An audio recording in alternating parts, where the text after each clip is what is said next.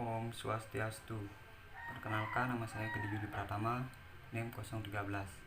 Baik, di sini saya akan menjelaskan bagaimana cara menganggarkan keuangan perusahaan dengan baik pada masa pandemi. Untuk itu saya akan menjelaskan dulu pengertian penganggaran perusahaan. Penganggaran perusahaan mengacu pada proses di mana bisnis memperkirakan keuangannya untuk periode mendatang dan merencanakan operasinya. Dalam mengembangkan anggaran perusahaan, biasanya dimulai dengan rencana proyek, kemudian menentukan jumlah waktu, tujuan, dan biaya proyek.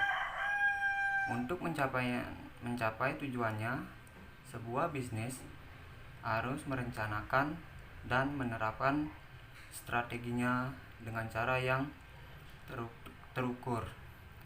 Bisnis harus menentukan apakah suatu proyek layak secara finansial, kemudian mengaitkan tujuan perusahaan dengan sumber daya yang tersedia. Penganggaran perusahaan memungkinkan manajemen yang lebih tinggi mengembangkan strategi yang masuk akal bagi mereka yang berada di level bawah organisasi. Baik, untuk selanjutnya cara-cara menganggarkan perusahaan dengan baik, yaitu yang pertama menilai, memiliki fasibilitas dan kontrol atau arus kas dan modal kerja merupakan hal mendasar selama masa krisis. Baik, dari segi menilai ini dibagi menjadi 4 bagian, yaitu memperbarui proyeksi arus kas dalam beberapa minggu ke depan untuk menilai secara realistis situasi bisnis saat ini. Yang kedua, pertimbangkan untuk mengajukan pinjaman modal kerja untuk memenuhi kebutuhan operasional bisnis selama beberapa minggu ke depan.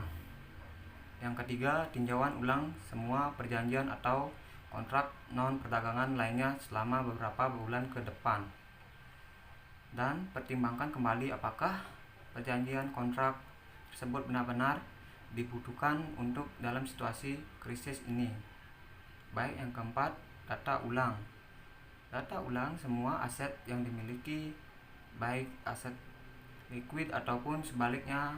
Manfaatkan kas atau aset tersebut seefektif mungkin selama masa krisis berlangsung. Baik, yang kedua yaitu terlibat. Pastikan bahwa pengelolaan kas adalah prioritas utama Anda saat ini. Libatkan semua stakeholder lebih cepat agar lebih mudah dalam memahami situasi saat ini dan mengurangi ambiguitas di antara rekan bisnis. Baik, di sini terlibat dibagi menjadi 4 bagian. Yang pertama, buatlah daftar rincian stakeholder yang terkena dampak masalah arus kas, termasuk para pemegang saham, pemodal, pelanggan, pemasok, dan karyawan.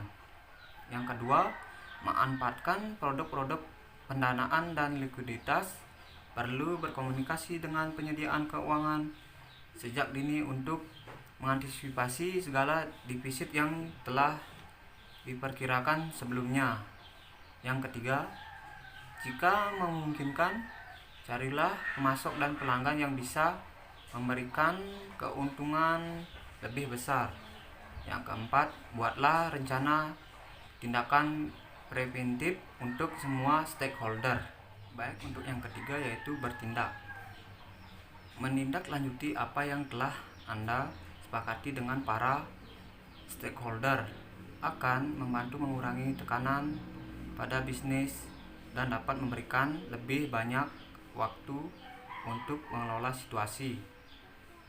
Juga perlu membandingkan hasil analisis arus kas aktual dengan analisis arus kas proyeksi selama masa krisis berlangsung.